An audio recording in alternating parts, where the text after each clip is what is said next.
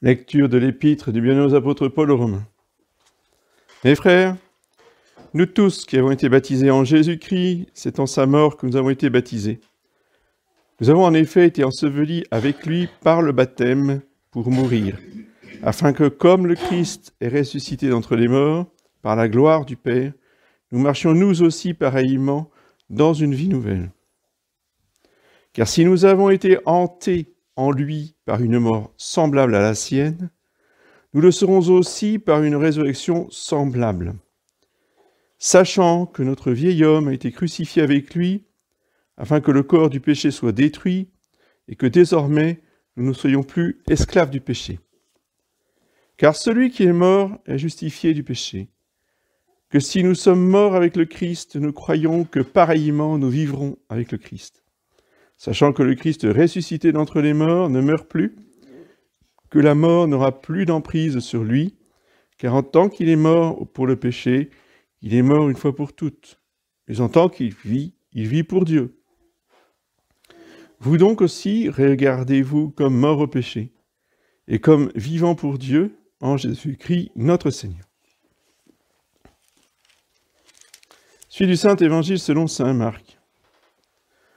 En ce temps-là, comme il y avait une grande foule avec Jésus et qu'il n'avait pas de quoi manger, il appela ses disciples et leur dit : « J'ai pitié de cette foule, car voilà 3 jours qu'ils ne me quittent pas et ils n'ont pas de quoi manger.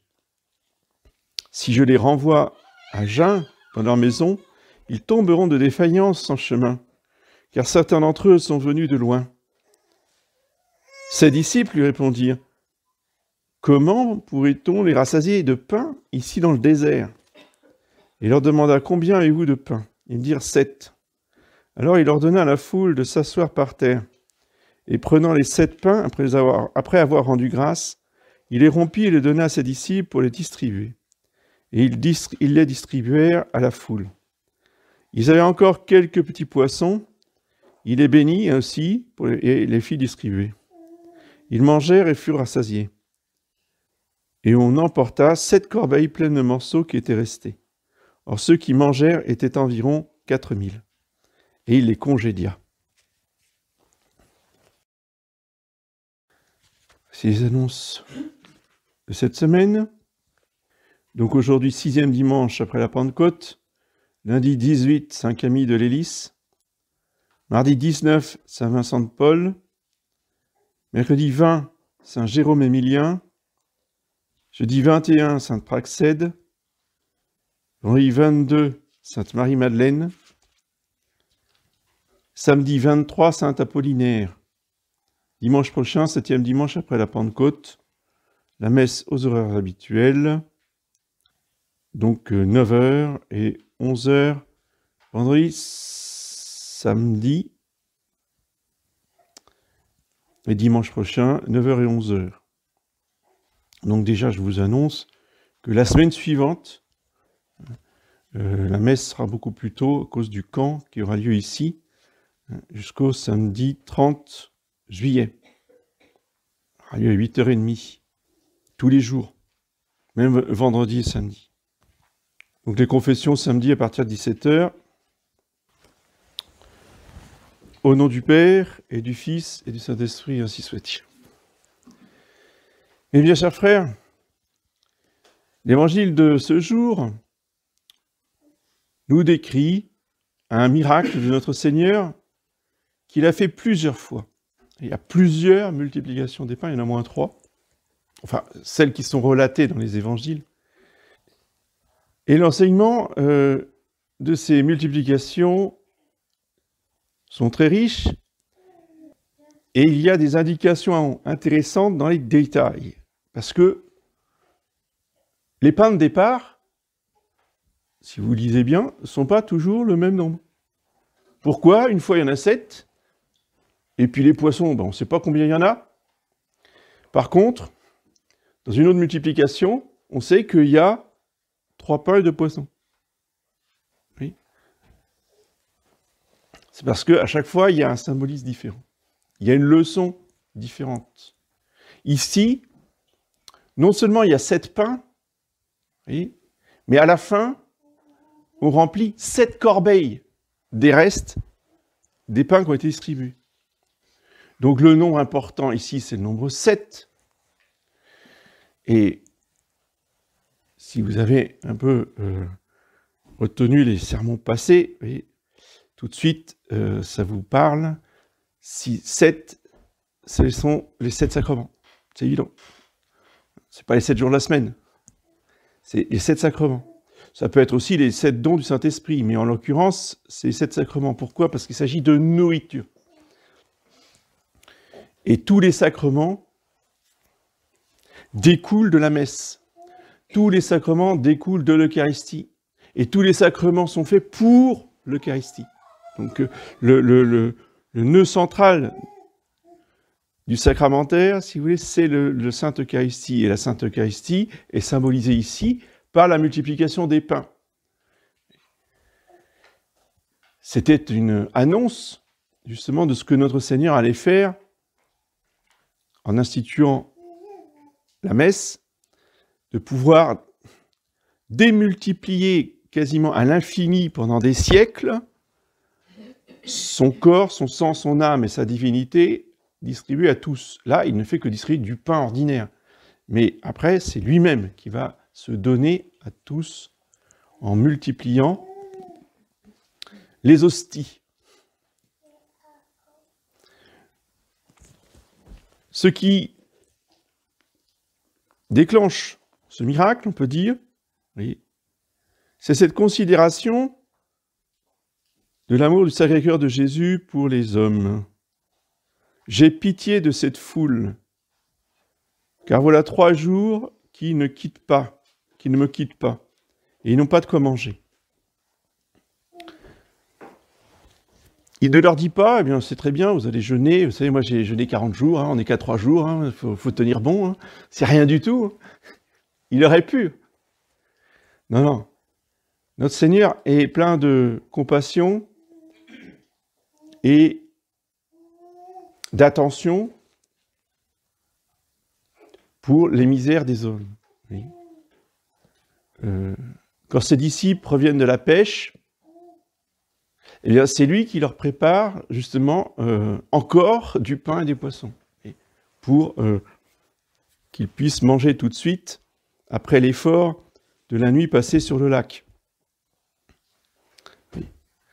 Ça nous montre vraiment l'esprit catholique, qui est l'esprit du Seigneur Jésus, qui ne méprise pas, vous voyez, les réalités naturelles, qui les laisse à leur place, qui ne leur donne pas la première place. Il les invite pas à un restaurant 3 étoiles. C'est du pain et des poissons. Ça reste quand même très frugal, là. Mais au moins, ça permet de nourrir. Il faut nourrir frère l'âne, comme disait saint François d'Assise, pour qu'ils puissent les ramener chez eux, tout simplement. C'est très important d'avoir toujours cette vision d'ensemble, hein, je le répète souvent, mais c'est fondamental, oui, parce que une lecture partielle des Écritures, on va dire, mais attendez, regardez ce qu'on a lu avant. Hein, faut être mort au péché. Notre vieil homme a été crucifié avec lui, afin que le corps du péché soit détruit. Alors, il faut détruire le corps, il faut détruire le corps du péché. Oui. C'est comme cela que l'ont interprété, par exemple, des gens comme les Cathares, vous voyez, qui ont ravagé tout le sud de la France pendant des années, des dizaines d'années. Oh oui, mais nous, c'est fini, ça s'est passé. Non, c'est pas. Ce qui s'est passé peut revenir. Ce qui est passé revient. Oui. Sous d'autres formes. Ah, c'est moderne, attention. C'est pour la nutrition. C'est pour je ne sais quelle idéologie de régime alimentaire. Oui. Attention aux idées folles. Voyez, sous apparence de bien. Hein. C'est pour la santé. Hein. Dans tout ce qui est de la vie quotidienne, la vertu est dans le juste milieu et pas dans les excès. Les excès amènent toujours des désordres, des malheurs et effectivement de la destruction à tous les niveaux. Et puis après on pleure parce que c'est horrible. Ben oui, mais si on avait gardé l'équilibre, ça ne serait pas arrivé. C'est tout. Notre religion est une religion de l'incarnation. C'est une religion qui s'incarne, c'est une religion qui vient dans le concret. Donc la sagesse éternelle qu'est Jésus-Christ passe dans la vie de tous les jours, dans l'exercice des vertus quotidiennes. Et ce que notre Seigneur veut faire comprendre aux hommes qu'il a en face de lui et à nous qui lisons cet évangile, c'est que si nous n'avons pas nos 7 pains, on tombera d'inanition et au bout du compte, c'est la mort. Il faut que ça, on se grave ça dans la tête. S'il n'y a pas les 7 pains, c'est la mort. S'il n'y a pas les 7 pains, on n'est pas dans l'église. C'est clair, c'est net et c'est précis. On vous dit, il n'y a plus de sacrement. Très bien. Vous n'êtes pas catholique. Point. Il n'y a pas à discuter. Ah mais oui, mais Monseigneur Tuc ceci, Monsieur machin cela. Non, non, non. S'il n'y a pas les 7 sacrements, au revoir. On ne discute pas. On ne va pas voir les vidéos. Ah mais oui, mais quand même, Monsieur l'abbé, il dit des choses très intéressantes. Oui, il dit des choses très intéressantes. Pourquoi? Pour que vous n'ayez plus les sacrements. Évidemment, le démon, il nous attire toujours parce qu'on aime, parce qu'il nous fait plaisir, il va dans notre sens. Alors pour d'autres, il va parler de l'argent, pour d'autres, il va parler des honneurs, mais nous, il va nous parler des pères de l'Église. Il va nous parler de l'Apocalypse, la fin du monde. Ah ça, c'est passionnant. C'est la fascination pour la fin du monde. Oh, comme si c'était l'objet de tous nos désirs. Il faut se calmer. Hein. Mais bon, je vous rassure, déjà, les Thessaloniciens au 1er siècle étaient comme ça. Alors, vous savez, 20 siècles après, ça n'a pas changé. Hein. D'accord? Et la fin du monde n'est toujours pas là. Alors, on se calme. Il nous faut les 7 sacrements.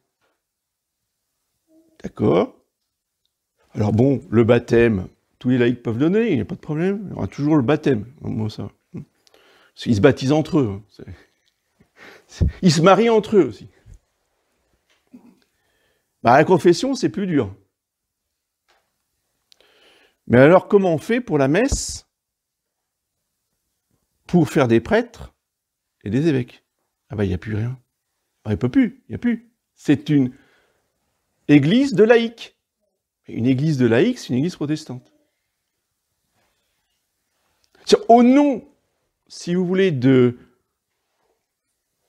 rigueur ultra-catholique, on est protestant. C'est génial. Là, le démon, c'est un tour de force extraordinaire, un tour de passe-passe. Oui. Et bien sûr, nous, on est des hérétiques, on est tout ce qu'on veut. Enfin, ça... Gardez le bon sens. Gardez les principes. Et le principe qu'il ne faut jamais abandonner, qu'il ne faut jamais oublier, c'est que l'Église est là où il y a les 7 sacrements valides pour nourrir une foi traditionnelle intégrale, vous voyez, de fidélité aux apôtres. Il y a les 2 aspects. Il y a les sacrements et la foi apostolique. S'il n'y a pas la foi apostolique, ça ne sert à rien d'avoir les sacrements. Les orthodoxes ont les sacrements. Ils ont les 7 sacrements. Vous voyez, Là, pour le coup, rien à dire. Mais ces 7 sacrements sont au service d'une hérésie. Donc ça va pas non plus. Il faut et les 7 sacrements et la foi apostolique, intégrale jusqu'à Pie XII. Et dans la mesure où on tient les deux, eh bien, on est dans l'Église catholique. Alors après, il peut y avoir des opinions, des interprétations, etc. C'est obligé, c'est normal, nous sommes sur Terre avec des humains. Mais qu'au moins, l'essentiel intangible, ce qui ne doit jamais être attaqué ni modifié, c'est la foi apostolique et les 7 sacrements valides. Une fois qu'on a ça, eh bien, on est sûr d'être dans l'Église. Et ces sacrements, nous avons absolument besoin pour nous nourrir, pour nourrir notre âme afin qu'elle se développe et qu'elle ne tombe pas d'inanition. S'il faut faire jeûner le corps, il ne faut jamais faire jeûner l'âme. L'âme, elle est faite pour se nourrir de l'amour de Dieu et de la grâce divine. Et ça, il n'y a pas de jeûne à faire sur ce plan-là. Même, il ne faut jamais être rassasié. Toujours avoir faim et soif de la grâce, de l'amour divin et des sacrements. Et comme ça, eh bien, nous pourrons traverser le désert de cette vie, parce que vous avez noté que la multiplication des pains se passe dans le désert. Donc, que la prédication qui a précédé la multiplication s'est passée dans le désert. Oui. Pas sur un stade de foot, oui. Pas dans un lieu où on fait des rassemblements mondains. Oui. Ça, c'est important. Quitte à ne pas aller dans une église, oui, on va monter une tente quelque part, dans la campagne. Il y a une chose que j'ai jamais pu supporter, déjà, mais tout jeune, ça me choquait profondément, et mes parents aussi, c'est qu'il y a, entre autres, retardé notre retour à Messe Saint-Pie V, c'est que les prêtres des années 70, 80, quand il n'y avait pas la fraternité, à l'époque, il n'était pas partout, hein, eh bien, venez le dimanche matin, où ça, s'il vous plaît? Dans les salles de bal. Donc, le samedi soir, jusqu'à X heures du matin, bal. Les gens, enfin, ça appartenait à la ville, les gens ramassaient tout, et à 10 heures, vous aviez à Messe Saint-Pie V. C'est une chose mais insupportable. Insupportable. C'est traiter notre Seigneur de cette façon-là, c'est juste pas possible. Il vaut mieux rester chez soi, à la limite, que de mettre notre Seigneur dans ces lieux. Parce que bien sûr, pas de bénédiction, rien. On enchaîne les activités. Hein. Ça a été la même chose à Paris, à Salvagram, hein, pendant des années. Bon, après, ça a été modifié, mais au début, ça tournait. Hein. Et ça posait de problème à personne. Tout le monde trouvait ça très bien. Ah, c'est Monseigneur du Bourget. Ah, ou c'était Monseigneur Intel. Le révérend père. Des vieux prêtres qui ont fait ça. Ça montre, si vous voulez, la déliquescence de l'esprit de foi. Ah, ils avaient la foi, il n'y a pas de problème. Ils défendaient la doctrine traditionnelle. Dans une salle de bal. Vous voyez le concret. On n'aboutit pas dans le concret. Ça reste intellectuel. C'est la grande caractéristique de ce monde qu'on a appelé traditionnaliste. Ce sont de purs intellectuels. Ouais, là-dedans, ça marche bien. Mais on va prêcher dans une salle de bal et on va dire la messe dans une salle de bal. Donc, apprenons du Seigneur Jésus, vous voyez, cette cohérence qui allie la sagesse éternelle avec une pratique qui soit dans l'esprit, vous voyez, de la sainteté du Seigneur Jésus. On pourrait développer la leçon du désert. S'il est allé jeûner seul dans le désert pour prier, Ça, c'était pour lui. Bien, pour la foule, il l'emmène aussi dans le désert pour écouter la parole, parce qu'on écoute bien la parole de Dieu que dans le silence et la solitude, pas dans le bruit des villes, pas dans les bruits du monde, oui, mais bien dans le désert.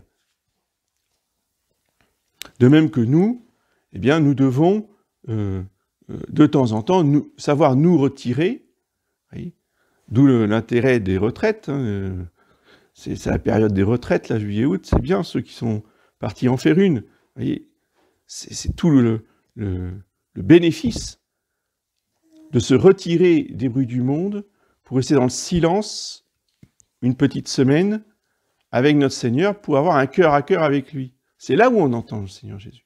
C'est pas quand on est dans toutes les activités, dans tout le bruit, dans l'agitation, les soucis, etc. À un moment donné, il faut savoir faire une pause. Oui. Partir au désert et écouter notre Seigneur pour ne penser qu'à lui. Oui. Pensez-y si vous ne l'avez pas encore fait. Faut le planifier, et ça se planifie au moins un an à l'avance, avec les congés, etc. Prévoyez votre retraite. C'est très important. Et ainsi, notre Seigneur nourrira votre âme lui-même, voyez, en vous donnant des lumières, en vous donnant des grâces, en abondance. Parce que le Seigneur Jésus est extrêmement généreux. Oui. Il restera 7 corbeilles de pain. Ce que je veux dire, c'est que notre Seigneur, il ne donne pas... Alors, on vous donne un pain par personne et pas plus. Non, non. Vous mangez à satiété, et une fois que vous êtes bien repu, il y a 7 corbeilles qui restent. Pour une foule de 4000 personnes. C'est ça, le Seigneur Jésus. C'est ça, l'Église catholique. Vous voyez, l'avarice dans les détails aussi, ça, c'est une autre caractéristique concrète, hein, des gens qui prétendent être catholiques, etc., mais qu'ils vont donner le minimum du minimum. Et encore, il faut leur arracher le minimum, parce que sinon, ils ne donneront pas. Vous voyez, c'est pas catholique.